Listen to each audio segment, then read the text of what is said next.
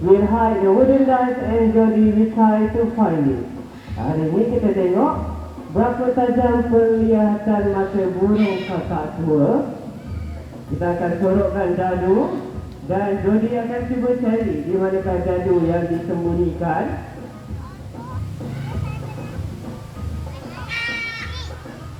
Okey, jadi fokus.